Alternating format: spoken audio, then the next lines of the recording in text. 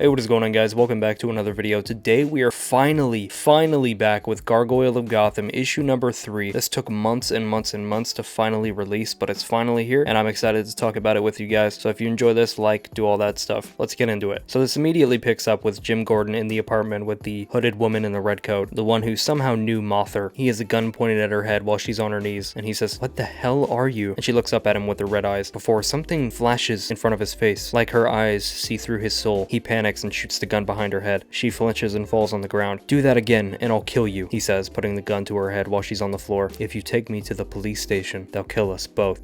We then catch back up with Batman in this clock tower that he crashed through the ceiling of while fighting a bunch of goons. And this weird dude on the throne with this huge cult of people with the pin shape on their faces is finally before us. We're finally gonna understand what this is. Kind of. Stick with me. Guy on the throne says, "Answer, my child. Is there a more beautiful evil than betraying your own master?" "Who are you?" Batman asks. "I'm Dr. Geist. But the question shouldn't be who am I?" And we see these people in the cult talking to each other, whispering, saying, "What do we do now?" "We follow the plan." Batman looks up at this guy and thinks back to what he said earlier. The demon cub with a broken wing. Then he thinks back to before, back to that gray memory where he heard the same thing. He launches up at him. "What have you done?" Dr. Geist moves out of the way and Batman punches through a wall. "You mean the memory lock?" Dr. Geist says. He starts electrocuting him. "Your childhood rage demanded containment lest it destroy you. You were ill prepared to carry such a dark energy, but fate severed us. Yet still, the wickedness I unleashed upon Gotham City stirred the craving within your soul, which has finally brought you back to me. You are hungry, my child. Allow me to nourish you. Wounder, feed your brother." And this man, similar to these cult members, but way more jacked, and a couple of blades in both hands, stomps out ready to fight Batman as he's being electrocuted. "Unlock your gift, my child," Dr. Geist continues. "Release the dark aura, or perish." And when this Wounder swings his blade at Batman, he realizes who he's going up against. Batman takes the blade out of his hand and cuts him with it, before starting to take out the whole cult. And we get this inner monologue from him saying, "I remember the rage." And all of a sudden, the story starts to take a really weird turn, as some of the cult members take off their masks, saying, "Holy shit, that guy's a fucking animal. Alright, fuck the plan, I guess." Kick their asses. And this group of 3 just starts taking out the cult with Batman, saying, "We've got your back, man." And I'm gonna be honest, I'm just gonna warn you up front. This is not what the story turns into. If that's what you're worried about, I was too. It's not that. This is not Batman and Friends. Just bear with me. Dr. Geist stands there saying, this was quite unexpected." He then takes his little poker thing and ignites red electricity within it before hitting Batman with it, saying, "Thus the demon cub becomes the devil." And he shoots Batman straight into a wall, electrocuted once again, actually breaking through the wall entirely, leaving Batman on the ground immobile. The 3 covert cult members say, "Oh my god, did you see that?" And they rush towards him saying, "I think he's still alive. There's no time. We need to leave," before grabbing Batman and then heading straight out the window with him. And as this weird cult steps forward, the Wounder says, "Grandmaster," and Dr. Geist cuts him off saying, "Silence. Bring your brother back.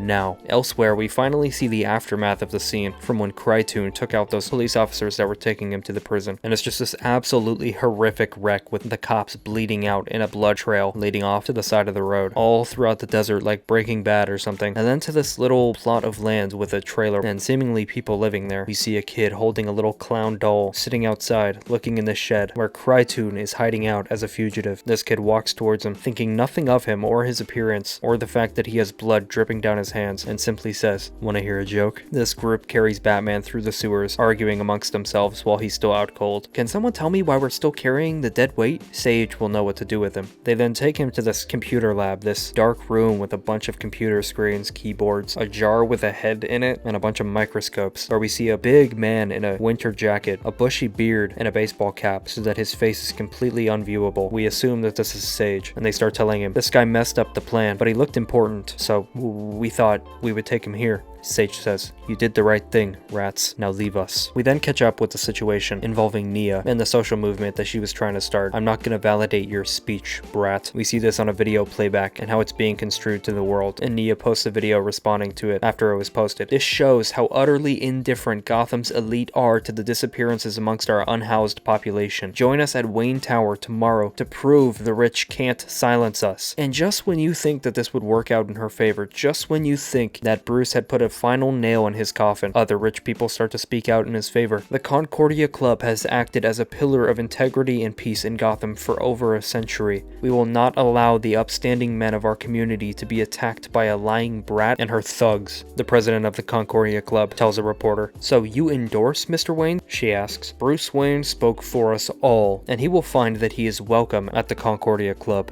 Suddenly the narrative changes. It's no longer social activists making people aware, it's a crazy activist harassing rich people, and everybody wants in on the story. Everyone has their own take, and suddenly Nia just looks like a crazy liar, a crazy brat, like Bruce wanted to make her out to be. And so we see this protest outside Wayne Tower the next day, and nobody shows up, nobody cares. Back at this lab, Bruce is still unconscious, and it looks like Sage is running some sort of test on him, basically trying to wring memories out of him. This is when we finally get a follow-up to these memories that we saw in the very first issue. We see this gray panel of a gargoyle sitting outside with a storm going on. Mom, the Batman.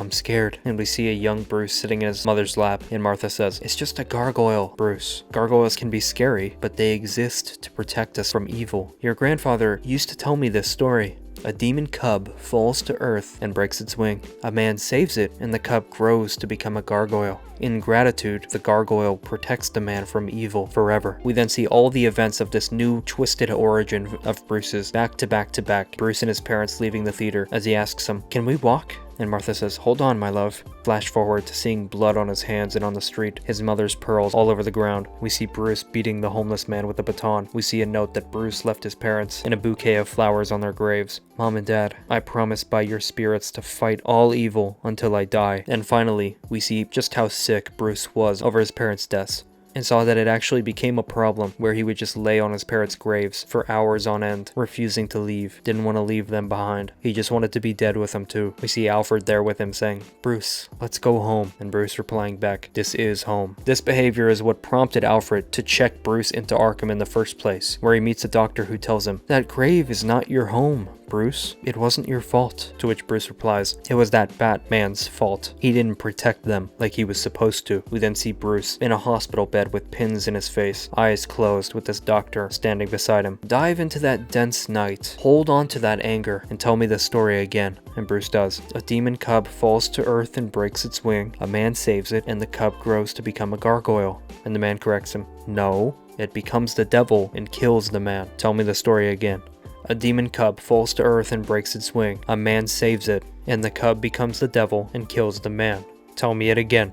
It becomes the devil and kills the man, Bruce says, with tears streaming down his face. Back in present day, Sage tells one of the men, don't leave his side. He'll be fragile when he awakens. We then catch up with Gordon as he comes back to the GCPD precinct. No sign of the woman, clothes all tattered as he walks through. Nobody notices. The cops talking about Krytoon. We lost contact with the van in the middle of the desert. No response from the assigned team. Proceed with caution. The prisoner is extremely dangerous. Gordon gets to his office, flicks on the light, and charges his dead phone before restocking his gun with ammo. The minute his phone is back on, he gets a notification about an emergency happening at Hotel Townsend. We see Sage talking to the woman from the Rats, saying, Lady Rat, you should get some rest. She's hunched over, breathing hard, saying, Dr. Geist kidnapped and enslaved our brothers. I can't rest. It took weeks to infiltrate the Stadgeist, and now we're back to square one. But we saw barrels hidden in there. Sage stops for a moment, saying, You found the TNT?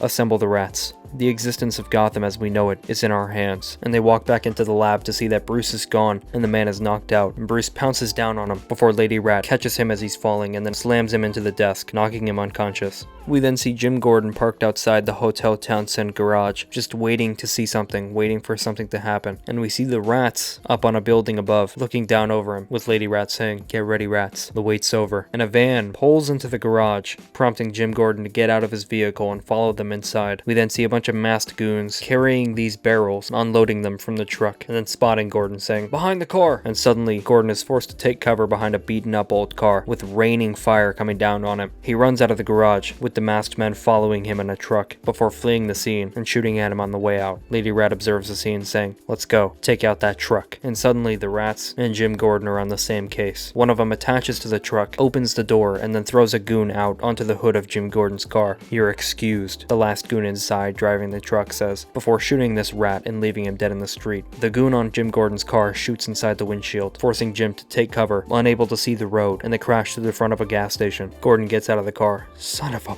and we see this cut up, almost dead goon holding a gun at Jim saying, "I will kill you." "Put the gun down," Jim orders, and suddenly the hooded woman appears before him again, saying, "James." Gordon panics, saying, "Mother of God!" And the goon is shot in the head by the store owner. "Don't shoot," Jim says. "Police. I'm police. It's all under control."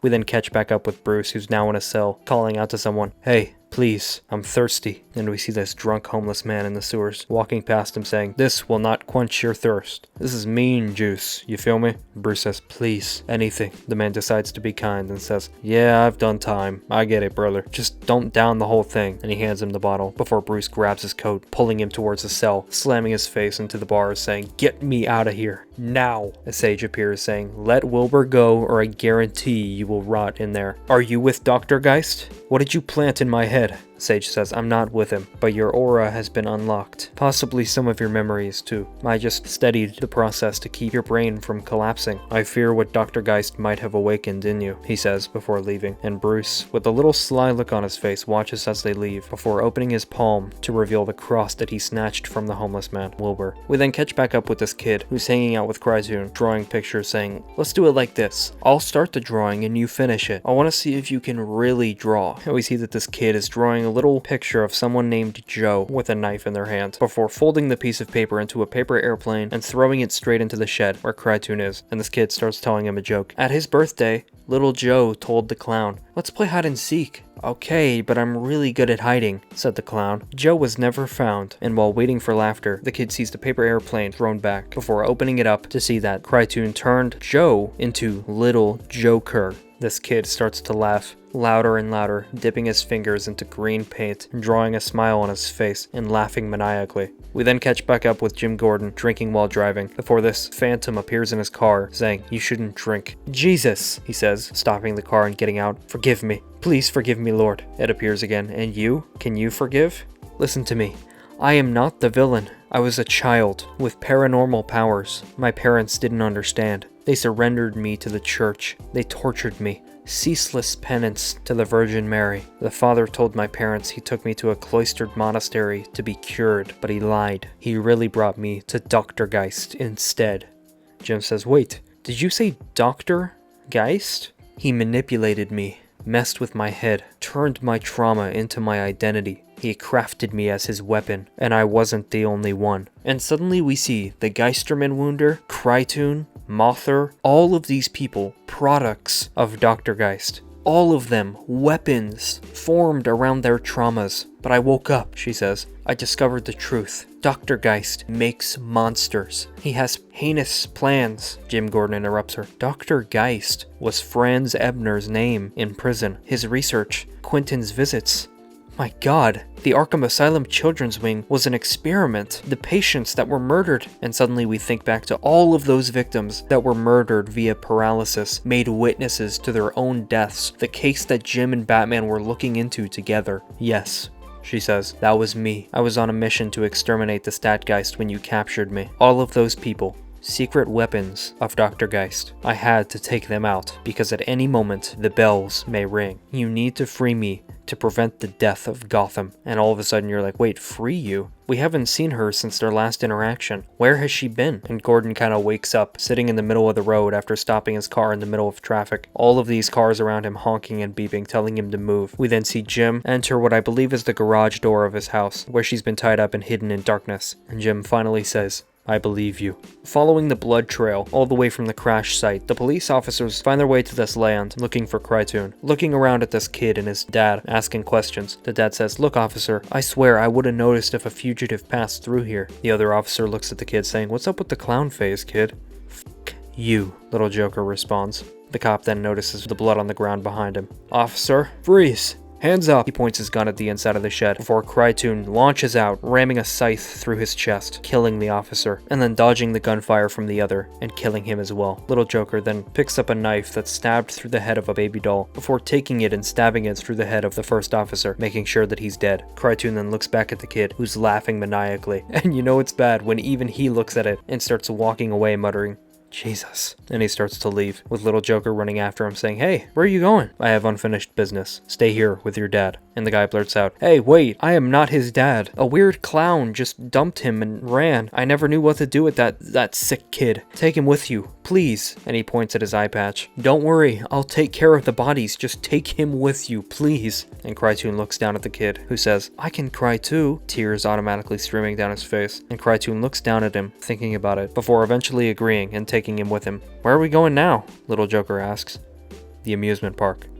We then see Nia on the subway, being recognized by random people around her, and they're not supporters. We then see Bruce carving a makeshift key out of the cross that he stole in order to break out of his cell. Now, how exactly he made it into the exact right shape for that door, I don't know. You know, the old saying, Batman. Bruce then sneaks out and steals the homeless man's clothes to try and get out of the cave unnoticed. He walks through the waters in the sewer before climbing up a ladder, pushing up a manhole cover, and following the train tracks. "I need to call Alfred," he thinks to himself. He follows the tracks to a subway station and starts asking people, "Lady, I need your phone." She ignores him. He looks around for others. "Wait, please, sir, can I—" Another man bumps into him, walking past, and Bruce, all shaken up, looks around. "What's wrong with all of you? Can you see me now? Damn you!" And Bruce says, not thinking straight, "Concentrate, be calm, be invisible." And suddenly his train of thought stops as he looks down at a sleeping homeless man, and he realizes, in a dire time of need, he has become the beggar. He has become the type of people that Nia is speaking on behalf of. He has become one of the ignored. Suddenly, because all the people don't care, because he shut Nia down, now he can't get the help he needs. But just as he's considering all of this, he hears swooshing in the back, and he turns around to see heads flying off of bodies, people being killed all around him, and suddenly the Geisterman Wounder, causing a rainstorm of blood, says, "I see you, brother." He swings his blades at him again, and Bruce dodges him. "I can see it," the Wounder says. "The dark aura," and Bruce kicks the helmet off of his face and sends him flying backwards, now maskless. The Wounder lands straight onto the tracks, with his foot getting stuck between one of them. "Brother," he says, holding a hand out, and Bruce thinks to himself, "I remember. It's more than rage. What has suffocated inside me is power." And we see this bloody Bruce Wayne just sitting there watching as the train runs the Wounder over. And when the train stops, he's brought face to face with Nia inside the subway car, looking out the window straight at him, his face covered in blood.